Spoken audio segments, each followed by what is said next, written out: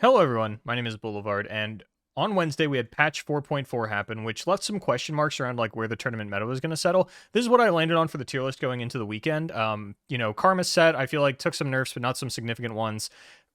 A big question mark on my end about what Samira deck people were still going to land on, be it Samira Fizz or Samira Varus. I really wasn't sure. Both of them took some significant nerfs, but I feel like there is still going to be a Samira deck, and I think this is what people were still going to be looking at coming into the weekend as like the build arounds, or at the very least, like, this might be level 1ing it a little bit too hard, and we might already be on level 2, but it's really hard to tell going into an opening weekend if people are still just playing the best decks from the last format, or like if they already did find the adaptation. And then Aatrox Vayne, Deep and Tillia Malphite were like really strong mid-range decks that didn't get touched, and I feel like Aatrox Vayne is the one that was the strongest of them. Also, took the both final spots at the Runeterra Open, so like makes sense to move this up to tier 1. I expect this to sort of be like the pillar of the mid-range lineups, but really like tall mid-range is what got left untouched, and that means that Frostbite mid-range is still going to be good, even though it got nerfed. Like, it still has good matchups into the things that weren't nerfed. Jack Seraphine took some hits, but like still think the deck is powerful. And then down here is where we get some of the decks that like you see here, where you get like Nora Nar, which if you are expecting tall mid-range, then Nora Nar is a great deck to chop those down to size with Lord Broadmane. Jarvan Alawi and Shen Jarvan, I think, are like, they're okay mid-range decks. I think they're very solid. I don't think they do anything particularly impressive, so like not very surprised to see this left open here. Noxus Leona, I think, like falls off a cliff with the Samira nerfs and the Leona nerfs and all that kind of stuff. And then Bandlegunner and Pantheon were kind of question marks for me. Obviously Bandlegunner, because this tier list came out Thursday, right? Like patch hits Wednesday. Thursday I have to make the tier list. So this was all a couple of days ago at this point.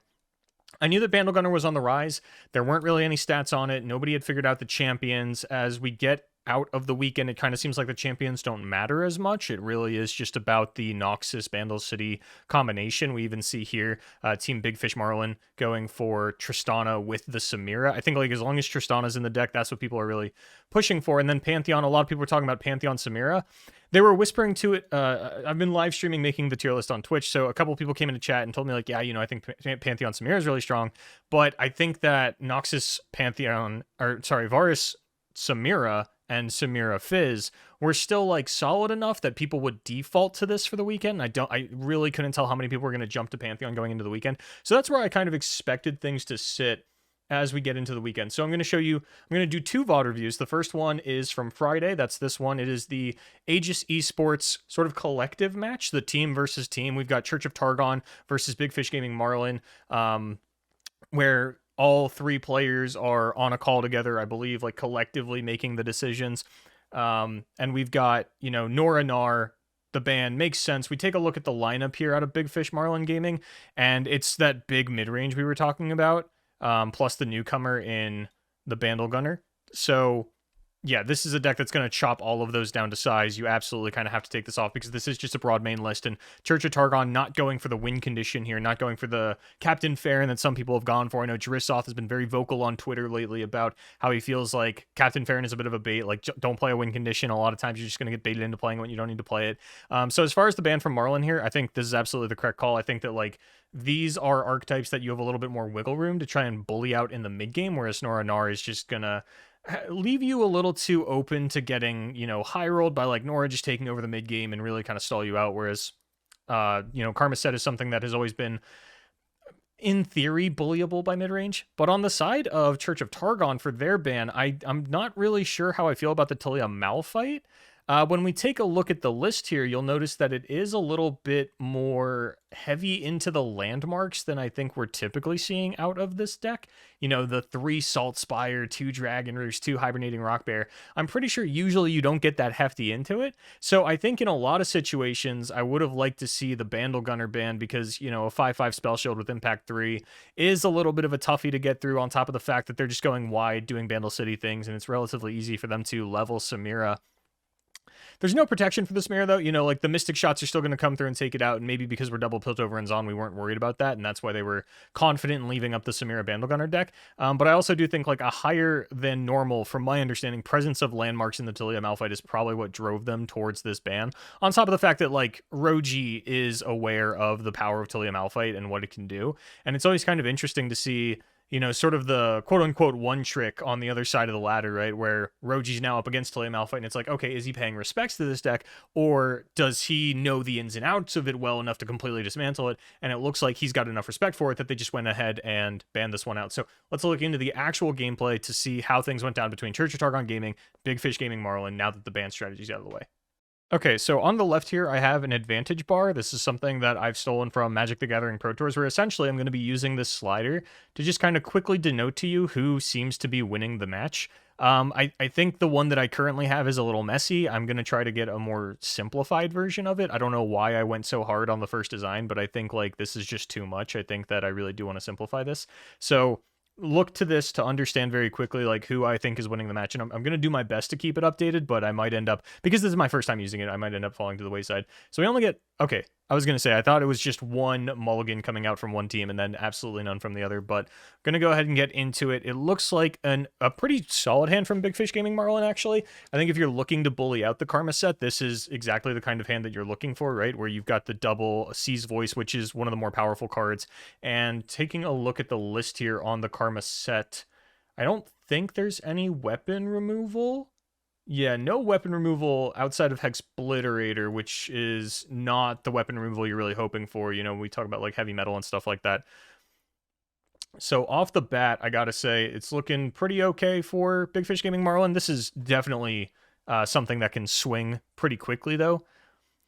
But we're just looking at, some impactful 3 HP units on the side of Big Fish up against Mystic Shots, Tag Outs. Like the 3/3's cool, and you do have that Hexbliterator in hand. The question for the Hexbliterator, though, is like, you're kind of forked on throwing it between the Eye of God and the Alawi. I don't think the Eye of God is going to go on Alawi, because something that I learned from Mr. Emotional recently is that if you put Eye of God on Alawi, Alawi will always trigger first, and then Eye of God will go off. Meaning, Alawi will grow to the tentacle, and then Eye of God will grow the tentacle. So you'll end up with, like, in theory, you have an 8/8 tentacle, you attack with the tentacle and Alawi, Alawi spawns 1, it goes up to a 9/9, Alawi gets +9 attack, and then Eye of God grows it to an 11/11. I think those are the spawn numbers. I think Alawi only spawns 1. So that's, like, you do not want to be putting Eye of God on Alawi, and that's just going to sort of further, make it more difficult for Church of Targon to find the perfect Hexbliterator target, but I do think they are just going to have to kind of throw it at Alawi, especially now that they're getting an attack off with it. There's nothing that Church of Targon can do to stop this Voice of Seize Voice. Is that the name of the card? Seize Voice, from actually hitting, or at least, getting a spawn 3 here, which is absolutely massive. That said, like, double tag out is really good for actually dealing with the tentacle. The issue Church of Targon could potentially run into is like just kind of getting tempoed out, because there's so much rebuild for the tentacle in Big Fish's hand at the moment. I'm going to move the advantage bar sort of more back to neutral, because I think it's like still slightly in the favor of Big Fish, but like double tag out is going to be something very difficult for them to fight through. And now we're just kind of sitting and waiting.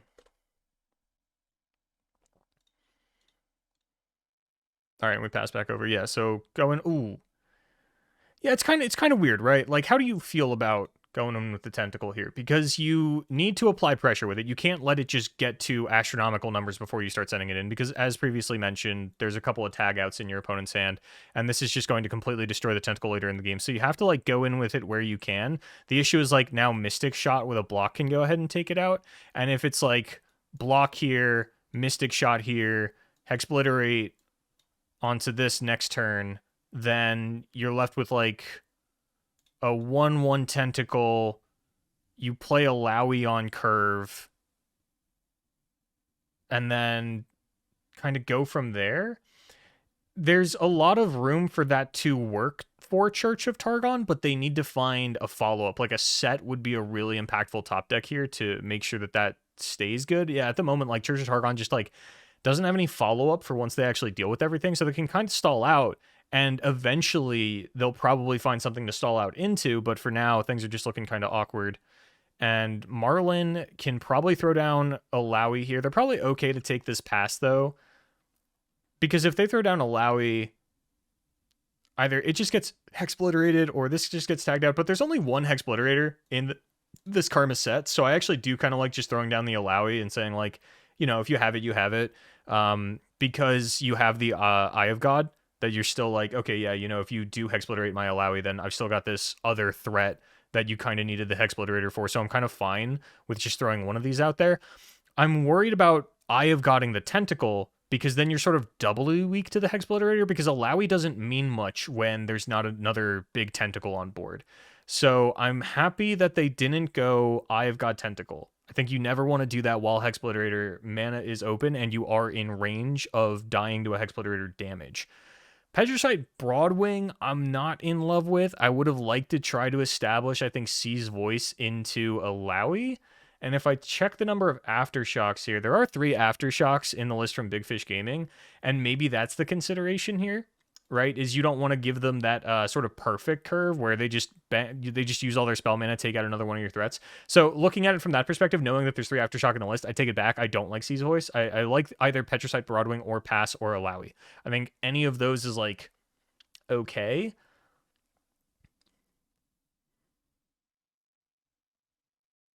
This feels a little premature to me, but I get it. You know, Church of Targon doesn't actually have a threat that they're stalling out into, so they kind of need to, like, stall as hard as possible. I don't know if I love that, though. Like, I think it's a fine play. I don't think I would have done it, if that makes sense. You know, there's always multiple avenues to how you can play a game of Legends of Runeterra, and it's one of those things where, like, I wouldn't... If I was in the call with Church of Targon, I wouldn't be, like, very vocal about not doing that, but I would raise my hand like, hey, you know, I don't know if that's the play. So now we get the... Yeah, this paves the way for the weapon to come down, which I think Big Fish Gaming Marlin was probably just going to do anyway. You don't really want to spend next turn giving 2 priority sequences to your opponent before you go into combat. See the draw for Church. Another draw spell. They're already having trouble playing the place your bets. The formula is, like, even harder. Here, though, I would be... You could Hexbliterate Alawi. But Hexbliterator is also your only out for the Eye of God. And I think the Eye of God is something that can start to run away with the game. This is not a matchup I'm very familiar with, so I'm kind of trying to, like, parse this out in real time.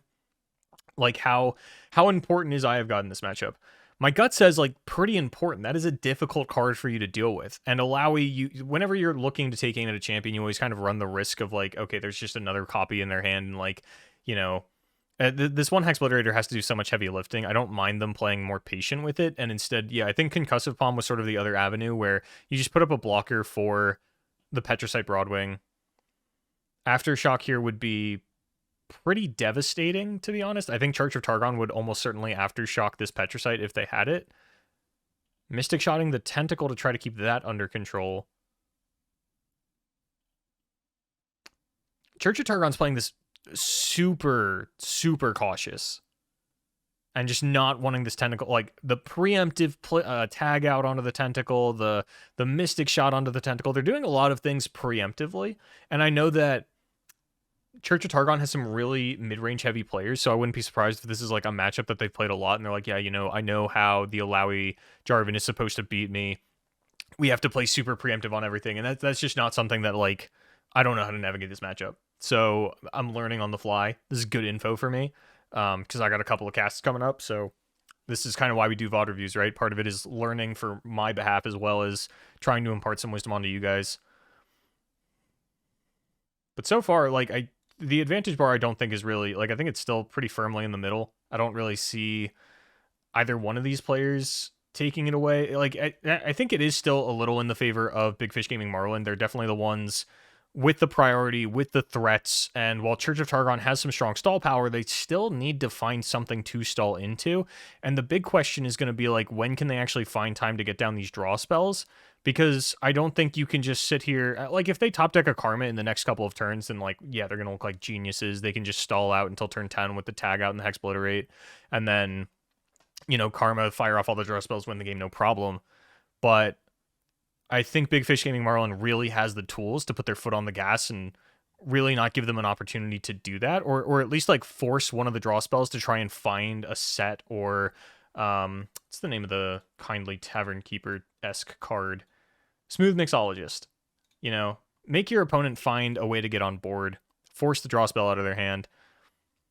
I think here I'd really like to see Big Fish, you know, throw out Sea's Voice, throw out the Eye of God somewhere, probably onto the Tentacle.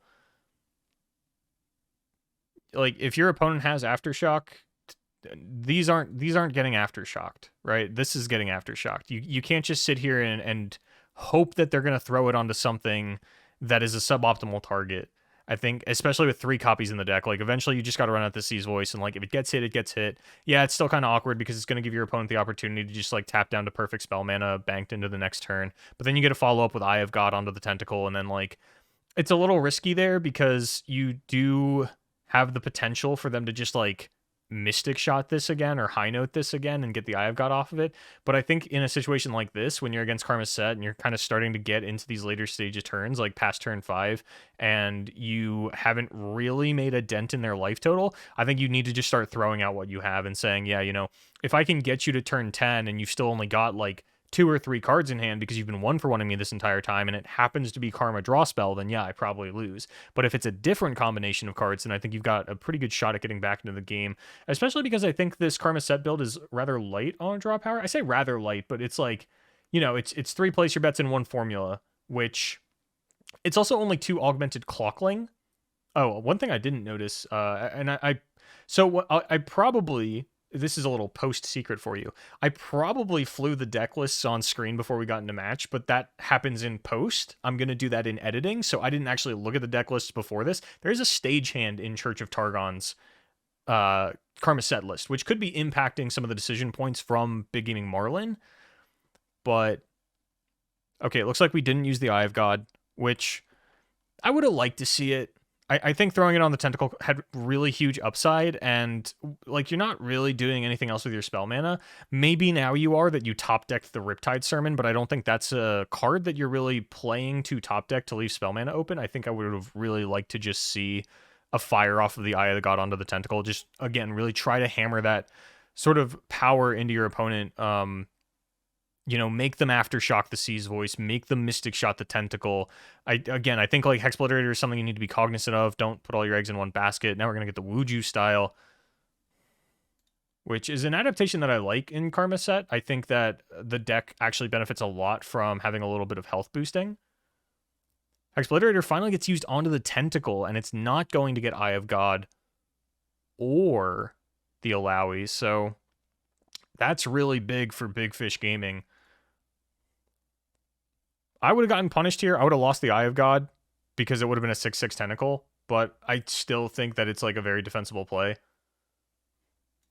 I think it's very fortunate for them that the Hexbliterator got used without anything else. And now, okay, yeah, Eye of God goes on Alawi. Don't like that, but I get that we're playing mana efficient so that we can Naga Kaboros and then play Tentacle Slam if we need to. Never mind. If we're Riptide Sermoning, I think you always Eye of God the Tentacle. I don't think you throw it on Alawi, but it's like the Eye of God on Alawi thing is kind of niche. I don't know how much testing Big Fish Gaming Marlin has done on Alawi Jarvan, but I think that it is really important that you just like try to pump as much into the Alawi as possible. Yeah, this is like, as the turns go on, it's actually just getting better and better for Big Fish Gaming, although this has high potential to swing, as I think Church of Targon is forced into using a draw spell here, so okay, that's gonna change things a bit. I think it's still, I have to think here for a second. I have to tank because they go back up to 12. Big Fish drops Eye of Naga Kaboros. With only 4 mana left, you might as well.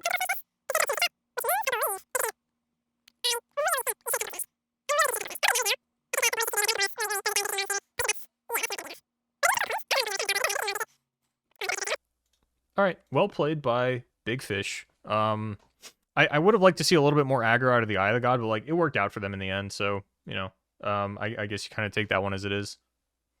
All right, on to game number 2. We finally get to take a look at Bandle Gunners in action. This is a deck that, like, so many people have been raving about, and, like, I don't know.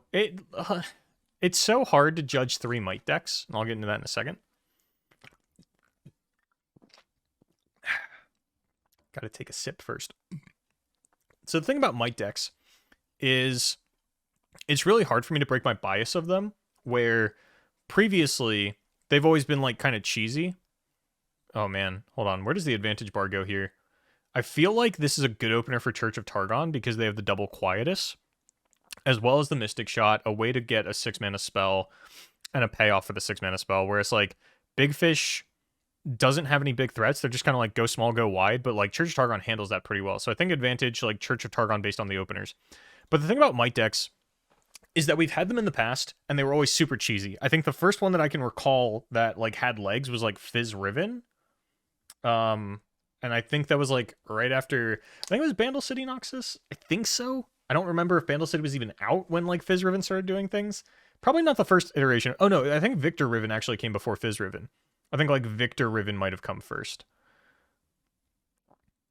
So like they've always, when we look at like seasonals and the seasonal performances of Might decks, I understand why this is a difficult decision.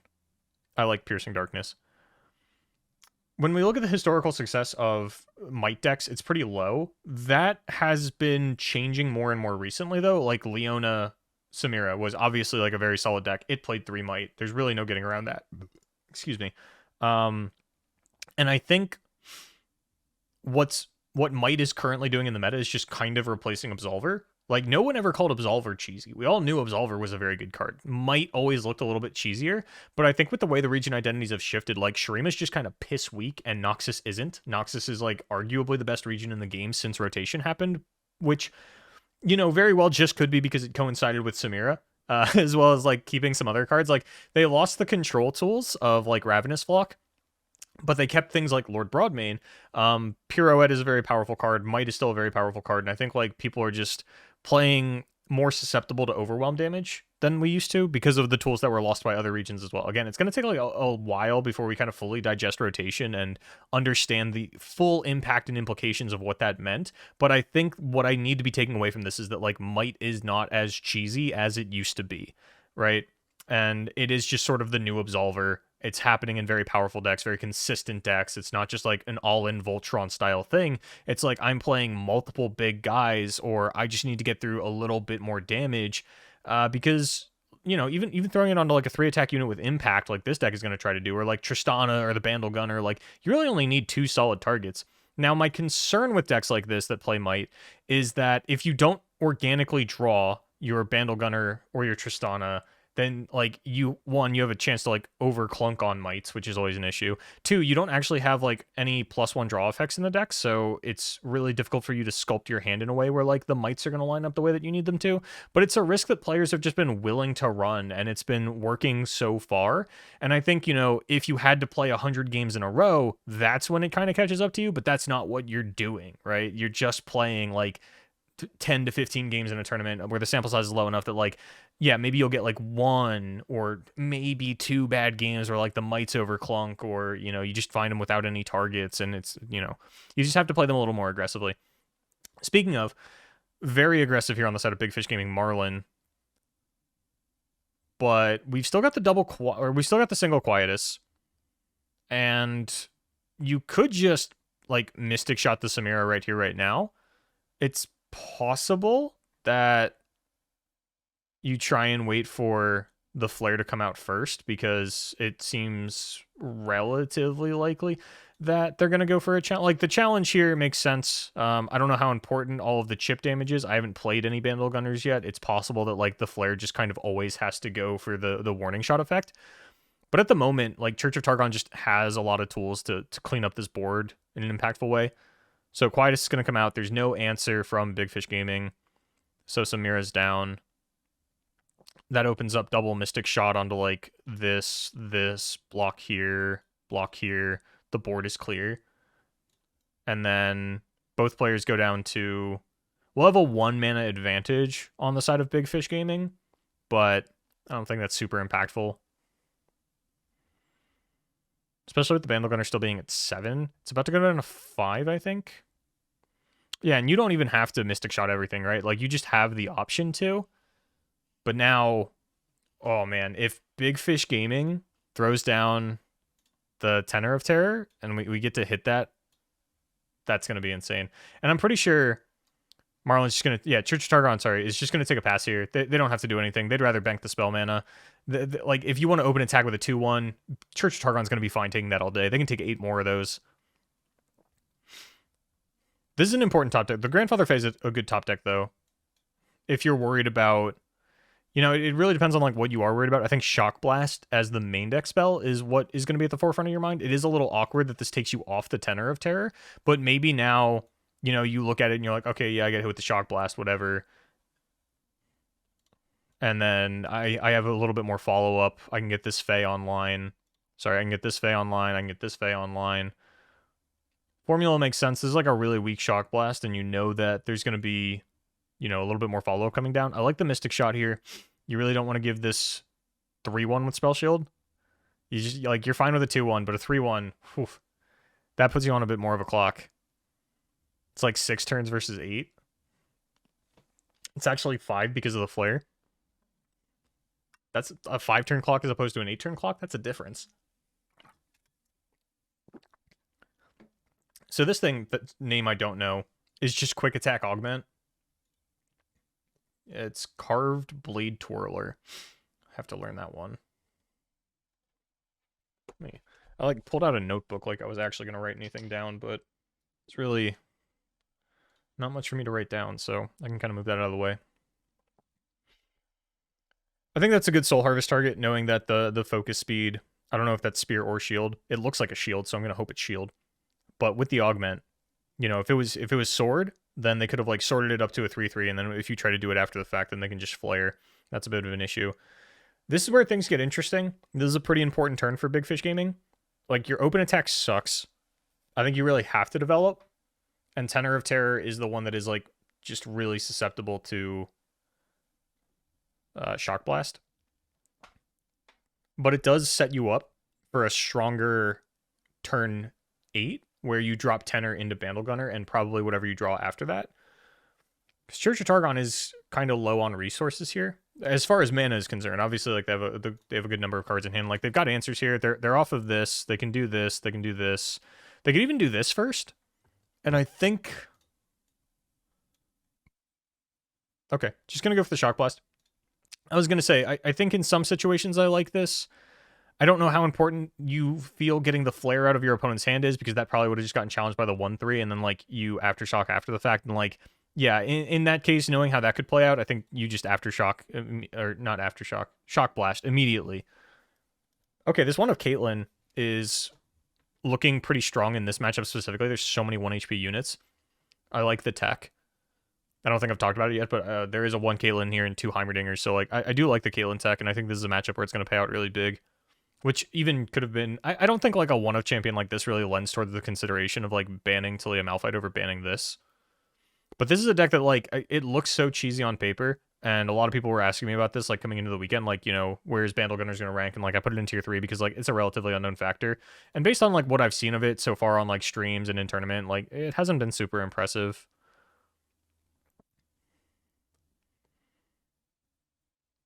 That's kind of weird, I think. Or maybe you were just... Okay, no, never mind. Hold on. Yeah, because I think... hold on, I have to rewind for a second, because I was only, like, half paying attention. I think what happened was, like, we run out the... Okay, yeah, so this makes sense. I was going to say, if you run this out, and then they play the Tenor of Terror, then, like, yeah, this makes sense why you run it in to get this online. Although, if you had managed to be greedy... Could have gotten this off, and then like this Bandle Gunner is going to be hard to deal with the resources Church of Targon is whittling down to, and they're going to take a lot of damage here. This is starting to get a little more neutral here, I think. I don't think it's quite... Oh man, it might even be Big Fish Marlin Gaming favored at this point. I think this True Shot Barrage has had some really impactful looking turns, and the mana just hasn't quite lined up for Church of Targon. So now, are they just dead here? They're just dead, right?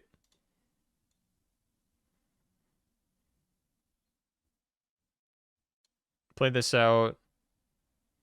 That's 8, 9, 10, 11, 12. It's exact lethal unless Church can find something.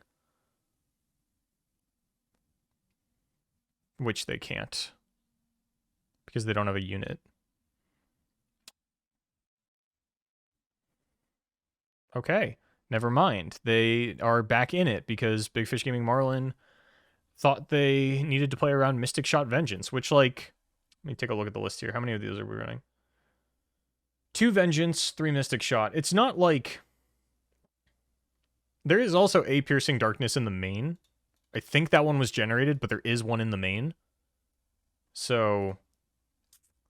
I was about to rewind, because I'm curious if Church of Targon threw by playing the 2-1, when they could have just passed. But I'll get to that after the game ends, because I kind of want to see how this plays out, and then like we'll rewind a little bit. And then Big Fish Gaming Marlin just kind of like threw back, is how this currently looks. Oh man. The Heimer on top of it all. They're still low though. They're basically at 1. Depending on how this all plays out. They can use Hate Spike to dodge the impact, but they currently don't actually have an answer for the Bandle Gunner, so that's going to buy them a turn. And then there's the impact coming off of the 2-2 as well, the Blast Cone. But I guess what they do is they get to Hate Spike to dodge this impact and then kill this impact unit. So like dodge this, kill this, and then things are a little more hunky-dory, but then they're still taking unit damage elsewhere because their opponent is still just, like, wider than they are.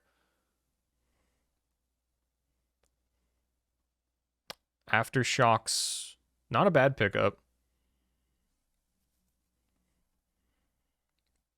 I think they're only taking 2 this turn.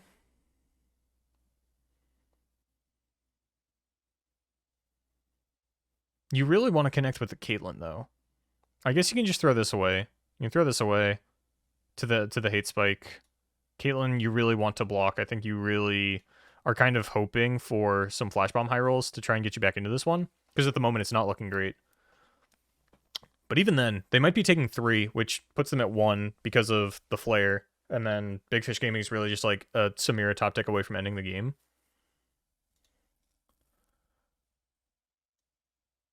So advantage bar, I think it's still like very heavily favored for Big Fish. I think they have some really strong outs, assuming that I've read all of this correctly.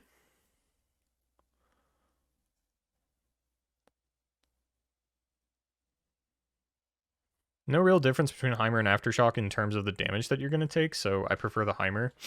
Get you the turret off the Hate Spike. Blast Cone comes down. I think you Aftershock this. Get that out of here. Maybe this if you're feeling compelled, because you can just Hate Spike this anyway. I don't think this decision on what to Aftershock really matters. I think it's just one of these two, and the other one you just Hate Spike. I don't think there's any health buffers in this list, so again, like it truly doesn't really matter. And I think Church of Targon are just like always dead to might, but they know there's no might now. They know both cards in their opponent's hand, right? The flare is revealed on top of the fact that they know that the tiny shield still has not been played, so they don't have to worry about that. There's no playing around might at this point anyway. Like you're dead to it. Play like it doesn't exist. I think now that I think about it, it might have just been correct to throw the Hate Spike or to Aftershock here and then Hate Spike here, because this can now get out of the range of Hate Spike with Tiny Shield, if that is a play that, yeah. So it does matter. I wonder if it's enough to be a game-ending difference, though, because I think now you just Hate Spike this.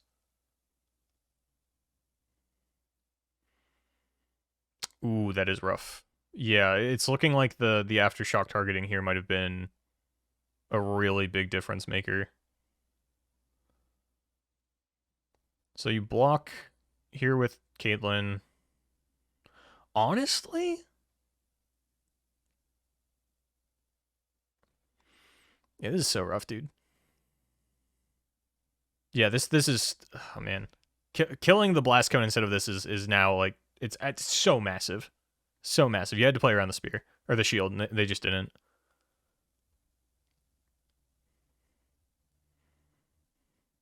Gonna Hate Spike anyway.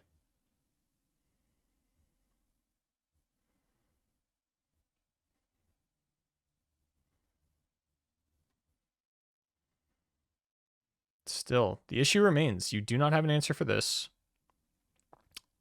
Quick attack doesn't mean much. I guess you just run Jason to this. You're not going to have the mana for that, though, because you can't play Jason Albus in the same turn. So you're still not out of the woods. It's like... Are you killing them? I don't know how big this Albus is about to be. I think it's still favored for big fish. Oh, man. Hold up. That might change things. Formula draw is kind of huge. Let's see what actually comes out of this. This actually might just be lethal for Church. Okay, yeah, that's...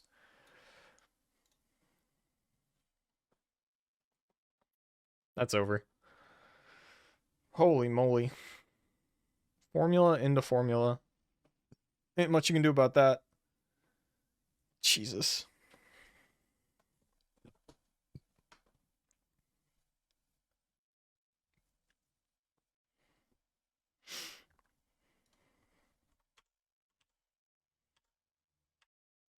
Yeah, okay. So I want to go back for a second here to... Obviously, like, we talked about the blast cone. Like, after shocking the blast cone instead of this, like, this is a huge punish. This is a no-no. You have to go here. You know the 2 cards in your opponent's hand. It's a rather uncharacteristic misplay from these guys, but I'm sure they'll clean it up. What I'm looking for is the turn... Yes, I think it was this one. Where, yeah, I don't think you needed to do this. And... Let me take a look at the deck list here. Break this down for you, really. That's banned. Sorry, I'm getting my deck lists in order. That's going to be played next game. That's banned. I think this might have been a little bit too much. As weird as it is, I think that the pass should have come out here. So, if Church of Targon passes, then Big Fish Gaming Marlin either develops or they don't. Let's say they don't develop, right? The next turn you go in to an 8 damage open attack. Like, that's so rough. Maybe Church just felt like they couldn't float that much mana with 2 units on board. Because what happens next turn if, like, Church starts going for a big, like, not an open attack, but, like... I guess Church just really wanted to try and use a removal spell here. And the question then becomes, you know, how incentivized do you think Marlin is to actually get on board? Because I want to break down whether or not this was correct or incorrect. Because, like, let's say we just pass, right? Church of Targon passes, Big Fish Marlin passes back, and then they don't open attack, right? They say, no, I can punish, I can put my foot on the gas a little bit here, because I'm going to have 11 mana, and you're going to have 11 mana. So they open up with the Tenor of Terror. It's going to be a 1-3 and a 3-1 with impact. With 11 mana, you probably open with your 2-1 still, or do you open with the True Shot? Maybe you open with True Shot. That's a pretty juicy True Shot, right? They're going to be down to 7 mana, which is 3 unit mana. And, sorry, 4... Yeah, 4 unit mana. Okay, let me clean this up a bit. They will be down to 4 unit mana. And you will be at 8 and 3. So you're on this. So if you True Shot Barrage, you just go down to 4 mana. Take this out, you take this out, you take this out. They throw down probably the Fae. Let me take a look at, let me fast forward a little bit here and see what the, oh no, we're already on the, no, we're not on the next turn yet. I want to see what the draws for turn were out of each of these players so that we actually know what situation we would be in if those, if the pass had come out. They draw Tristana. That's an issue. Okay, I hope you've been following me so far. So, in that case, they probably don't open with Tenor of Terror. They probably open with Tristana to try and get impact onto the other things. So you have a 2-1, a 2-1, 11 mana. I have 11 mana. You don't want to open attack. You play out Tristana. When you play out Tristana, I probably blast that immediately with the Piercing Darkness, which puts me down to 5 mana. And you are now at 8. Yes. So then really the only play left for Church is like one of these units and then Hate Spike. And on the side of Marlin, they still get to run out Tenor of Terror plus Bandle Gunner. So they'd have a 2-1, a 2-1, this 5-5, and then a 1-3 and a 3-1. And you'd be at 17. Actually, you probably don't even Piercing Darkness the Tristana then. Well, it's kind of rough, right? Because you need to get you don't want the impact getting granted around. But it really depends on what you think the follow-up is. You know there's only 2 cards, so to speak, left in your opponent's hand. You really can't get fancy, right? Because you could just, like, play a blocker, but then your opponent just flares like this and sends it to your guy and, like, sends Tristana face, and then, like, you can't Hate Spike it or, like, block it.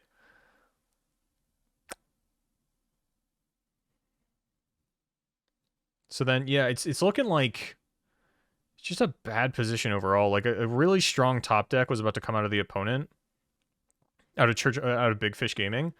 I think Church just, like, really couldn't do much, but it's such, like, a weird-looking situation where they seemingly got punished really hard for running out the 2-1 to start the turn. But, like, you really do kind of need to leave open, like, you need to leave open the potential for the True Shot Barrage, and it's, like, so awkward that, you know, one of the very few 3 health units in the deck is the one that came out and sort of, like, forced you into... I guess the question is, like, did you have to True Shot Barrage right here, right now? What happens if you would pass here, right? And you've got the unit on board, the blocker for the Tristana, so to speak. But again, like, there's still... I guess, like, Tristana comes down. Then you can go, like, True Shot Barrage, hit this, hit Tristana. You leave Tristana at 2 health, so the Tiny Spear doesn't get it out of Hate Spike range. This gets, like, challenged over here. You just Hate Spike it. They'd probably even Spear it beforehand. But then you're still at 12. The 2-1 still comes in.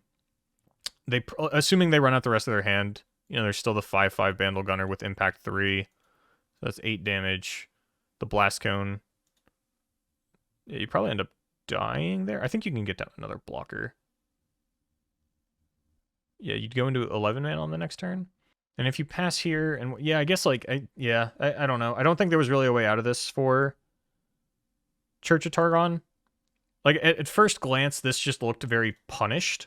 So I kind of wanted to, like, go back through this and make sure that it wasn't, like, an actual misplay. But that's kind of why you do these go back rounds, right? So you can figure that out. I think, they were just kind of screwed no matter what. This one just, like, looked weird to me on the surface. It looked like a kind of passable situation, but diving deeper into it, yeah, that makes sense. All right, game 3, Church of Targon, Big Fish Marlin. So we're going to have the Karma set versus the Samira Tristana. This is a matchup that I was really concerned for the Karma Set side of things. This is one of the reasons that I thought, like, if Karma Set is still a deck that people are big on, then I can see why, like, Bandle Gunners and Pantheon would have so much success. It's, like, very Spell Shield heavy archetypes. Even if it's just, like, a 2-1 with Spell Shield. Like, Karma Set does not play a lot of units, and I think that's why I really like the tech of this little 2-1 here that Church of Targon has brought into the mix. I think that's going to work out really well for them in a matchup like this, in a meta like this. So 2 of the Forge Chief for them. Sounds good to me.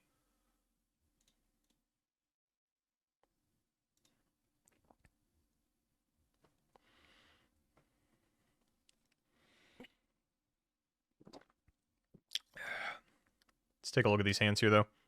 Not really feeling a particularly strong advantage for either player here. You know, a couple of removal spells up here for Church. No, like, super impactful units. No, like, Tristana, no Bandle Gunner, no Grandfather Fae.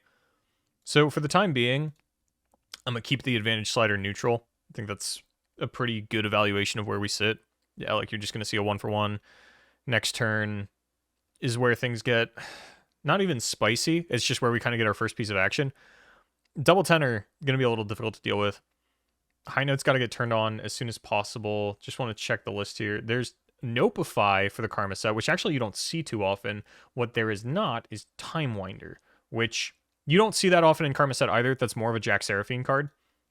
But they've also very notably cut the Caustic Rift because the mana cost went up, and that is something that is going to make Tenor of Terror a much better card. And I think that against Karma set list from last format, they might have even had a little bit more success in a matchup like this. Whereas now, cutting that sweeper is going to be a little bit of an issue. Although 3 Aftershock does seem to be the norm now, I will say. I got like railed by that on ladder earlier, where I just like played out a unit, Aftershock, played out a unit, Aftershock, 2 turns later, here's a unit, here's an Aftershock. I'm like, Jesus Christ. I think there's a lot of high impact 3 health units in the meta right now. It's like Vayne, Wounded White Flame on, like, it's punishing to Wounded White Flames on curve, which is nice. Vayne, obviously, Tenor of Terror, obviously. Seize Voice, another big one. Even just clearing out some of these things in the mirror matches of this matchup. You know, like getting rid of this thing. I think its name is Pit Professional, but that doesn't sound right. I'm gonna check real quick. It is Pit Professional. Okay. I thought excuse me. I thought Pit Professional was like a Noxus card. That's just kind of what the name sounds like. Yeah, you kind of have to Aftershock these 1/2s. It's so awkward, but those little owl cats really get away from you quick. But at least, like, you know, Church is still hanging on. We've breached the halfway point of the game at a full life total. That top deck is going to be a little scary on top of the fact that they have an overwhelmed weapon. Like, just having access to a weapon on the side of Big Fish is so big. There's no way for this Karma set deck to deal with that outside of that Hex Obliterator. And, like, that was such a big thing in the opening game that, you know, I feel like I've already kind of talked about the importance of that.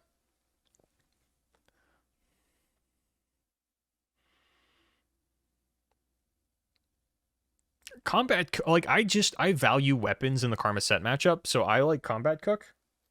But because there aren't any sweepers, just loading up on impact units is also an option. But I don't think it's ever Furious Fey Folk. Probably would have gone for the Combat Cook as well. Taking that out's good.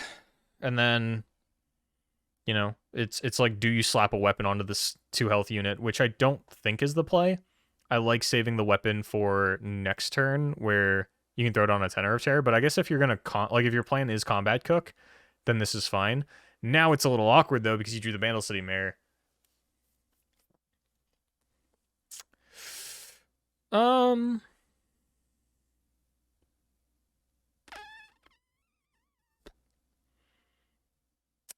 This is toughy.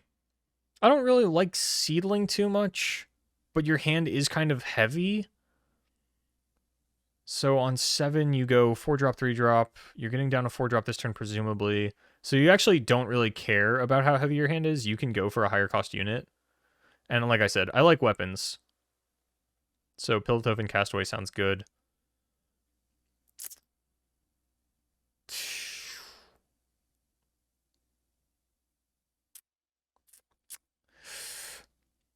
It's never formula, I don't think. You've already got place your bets, and I think you just don't get greedy for place your bets for a turn 10 Karma swing. I think you just kind of like fire that off probably even next turn.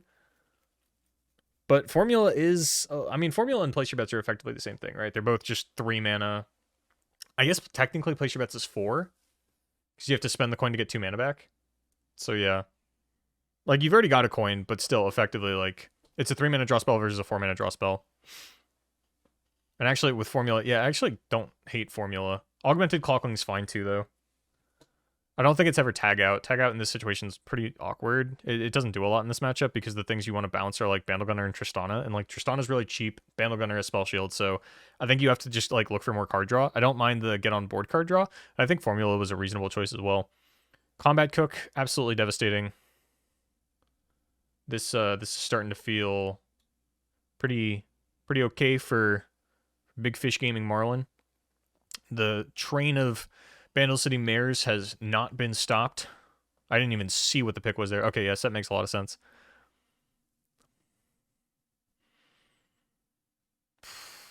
Yeah, like it's so hard to play against a deck with so much impact and might when you've got such dinky units, and it's like, okay, yeah, like I just have to take trades where I can. Like this cannot feel good. But I think you absolutely have to do it. Just like try to get your opponent to commit mana on the weapon next turn instead of like running out more units. But with the Mayor online, it's so rough. Church is in a very rough position. In fact, I'm gonna move this down a little bit further even. They can get set online, take out the Mayor, and then, you know, Big Fish still gets down 2 4-drops this turn. Church is healthy, and we are getting very close to turn 10. Actually, you know what? Now that I'm looking at it, so here's the issue. I think this is actually a lot more neutral than it might seem, because there's only turn 8 is going to be the only attack turn that Big Fish has before turn 10. So like on 9, Church can go play Karma, then level up on 10, and then fire off place your bets, and then like it's really hard to look at a Karma place your bets interaction and say, yeah, you know, you're out of the game. You can't possibly draw enough things to deal with all these 2 and 3 HP units with a Karma on board. So like Mystic Shot starts taking them all out. Big Fish has very high potential to draw a Bandle Gunner and like really flip this thing on its head, or like a Might. But for the time being, this feels very Church of Targon favored. But like Big Fish Gaming has so much advantage in the immediate that it is still a question of whether or not Church of Targon can actually survive into the next interaction. I think whatever this is...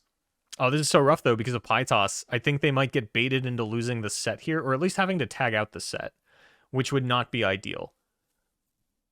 But you got to do what you got to do. At the very least, Church of Targon equipping the weapon and then playing this out means that, you know, they didn't have the opportunity to like run out the Tenor of Terror.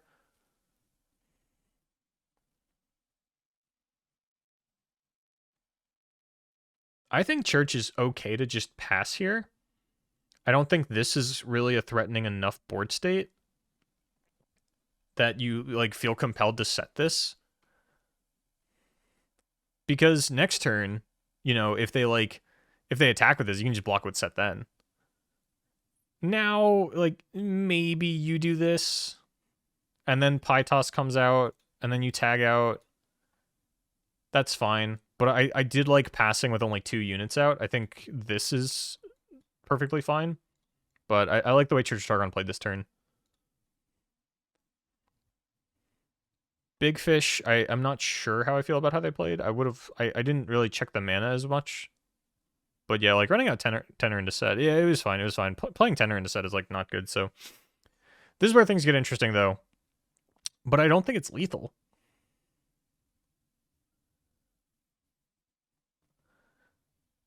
But like you really have to like pressure this out of Church's hand, but you're gonna have to pry it out of their cold dead fingers.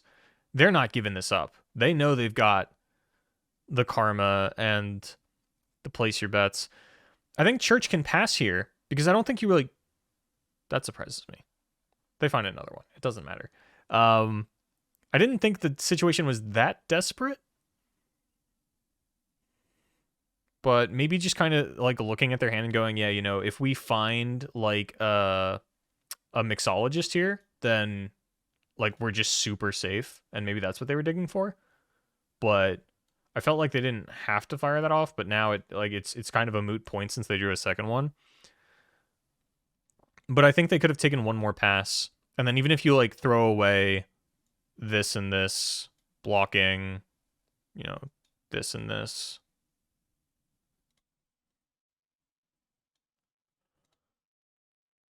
And if you get Pytos, like you can just, you know, recall and replay the set.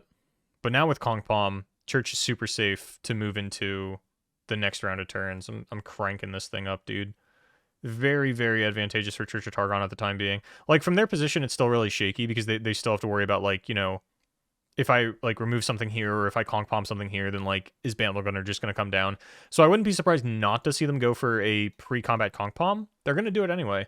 The punish for this, obviously, is going to be, like, overwriting that unit with the Bandle Gunner, which I guess they are saying, like, hey, I'm fine if that happens, and that's why they're doing it on the Bandle City Mare, because if you're going to overwrite, not only are you losing the Mare, but you're losing the weapon, which, like, this weapon is so big for this matchup. Like, you don't give a shit about blocking, you just care about having high stats on your units. So Church of Targon ran the math that I didn't, and decided that this was the play. That they needed to do this. But now, you know, I would probably tag out here. Because next turn... How many coins is that?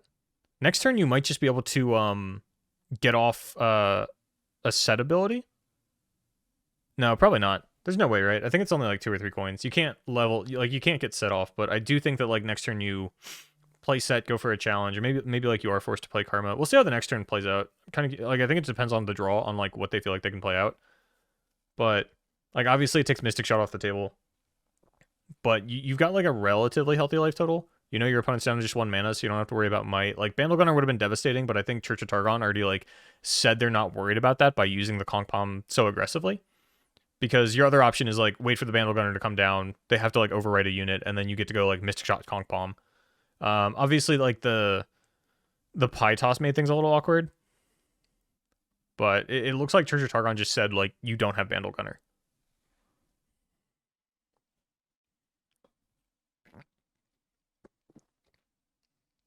All right, they're down to effectively 4.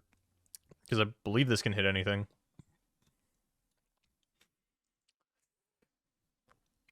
Bandle Commando is not great. Oh, Stagehand's very good.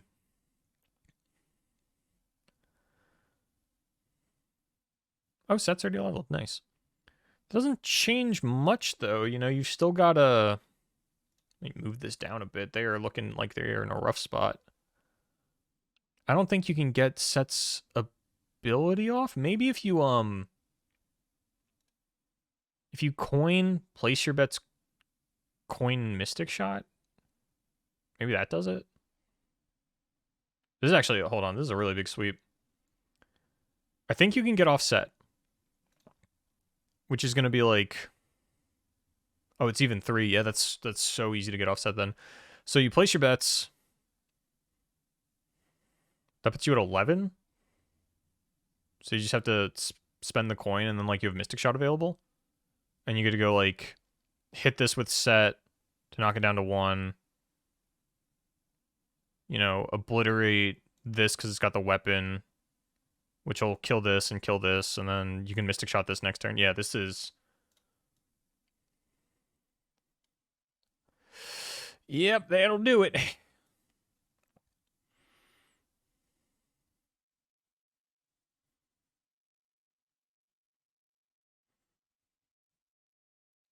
Yep. Well, I guess you could just obliterate first, right?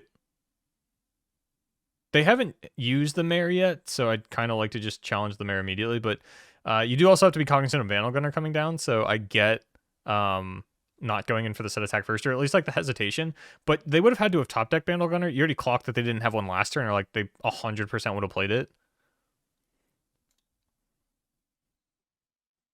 So yeah, now you obliterate this. That kills a couple of things.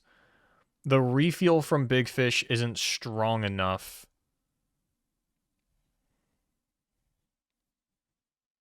Like, the Overwhelm weapon doesn't get you overset.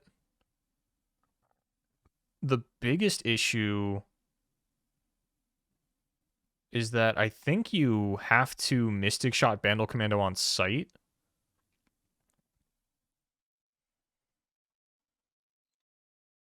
Hold on. I'm mathing. I'm moving the advantage bar down because I'm mathing. I think you like have to Mystic Shot this right away, because if this weapon goes on this, you die.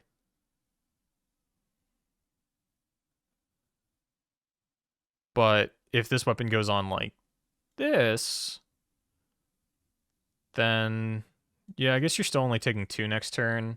And if there's any development out of Big Fish Marlin, then you just get to develop Karma. I'll move that advantage bar back up. On top of the fact that, like, if there's any... Yeah, there's, like, such huge punishes for development into the next turn, and Big Fish is gassed out here. The most amount of damage they can currently deal is 2. Because one of these isn't going to get a weapon. And, like, you just block this, and then you block whichever one of these has the weapon, and then the other one gets through. That's 2 damage. You get into 3. If Big Fish tries to play anything, you just stagehand something, and like, yeah, this feels over. I haven't clocked if there is a top deck out from Big Fish. Bandle Gunner feels like a pretty big one because of the spell shield and the impact 3, and like the fact that you are currently looking to deal 2. Okay, Pie Toss is not it. Karma is definitely it. So yeah, I think this is a Church of Targon win here, because it's just like... Yeah, block that. Yeah, block that. Oh, right, there's all this impact. Holy shit, hold up. Oh, it doesn't matter though because of the Nopeify. Also, hold on. Pytos can't hit face, but can the pastry hit face? Like, it doesn't really matter because they can just like smooth mixologist. Yeah, so get that out of the way first. And then Karma comes down. Karma spell probably seals it. I don't think you Nopeify this because you know they have the Pytos. Well, actually, no, I lied. You do Nopeify this one because this is the one that would generate a second copy of whatever the Anvil Pie is called. So you force them to use the Anvil Pie. Perilous Pastry. I'll forget that in a day. Yeah, you Nopeify that one to force the Perilous Pastry. Don't give them a second copy of Perilous Pastry, obviously. It's Economics 101. From here, it's hard to say that like Big Fish isn't out of this because it does depend on what is generated by the karma spells. But it'd have to be high impact back-to-back targets from Big Fish. Like a Tristana followed by a Might and whiffs on the karma spell. Okay, tag out feels like it secures it. I'm not 100% on that, but I'm pretty sure tag out hard secures it for Church. I also didn't notice any turns this game where like I kind of want to like go back and dig into it. Another problem could be the clock. Church is down like a minute and isn't like winning the game in the next like turn or two. This might change things. Not quite. Things are looking dicey. The clock is the out here for Big Fish. I don't think they have a realistic out other than that. The tag out top deck made sure of that. This might still be lethal anyway.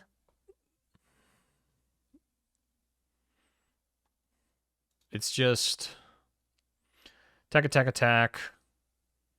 Block this. Wuju this. That's 8. That's 3. That's 11. And then, yeah, True Shot Barrage on the next turn.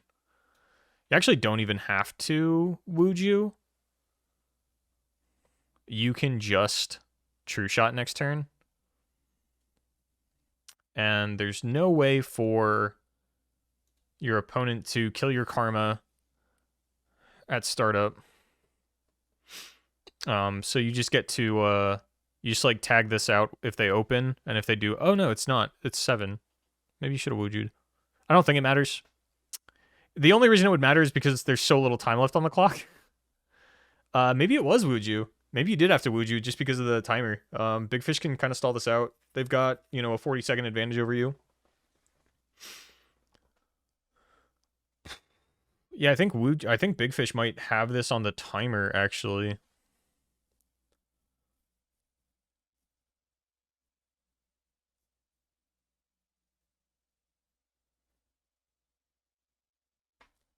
This is so dicey. I think it very well could be a timer win for Big Fish because there was no Wuju out of Church. Yeah, about 30-second advantage with 30 left on the clock. This should be Big Fish taking it.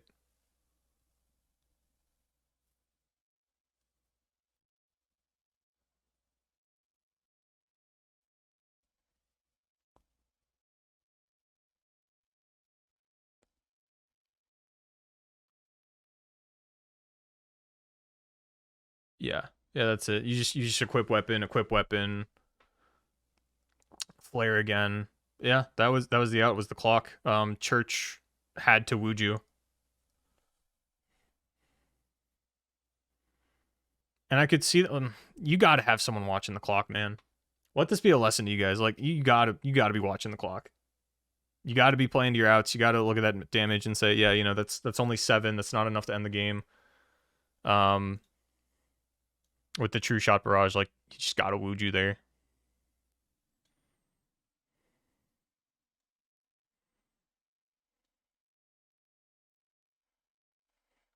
Because it's, yeah, when you're left with this, like they go into attack with this thing, and you know, you just block with this. It's whatever.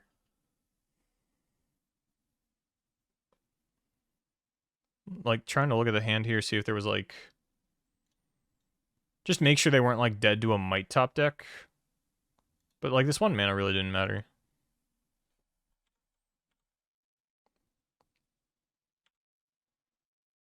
Yeah, like you didn't have to do this. You did not have to tag out. So you had the mana, and then you just true shot here. Yeah, so that's, you gotta watch the clock.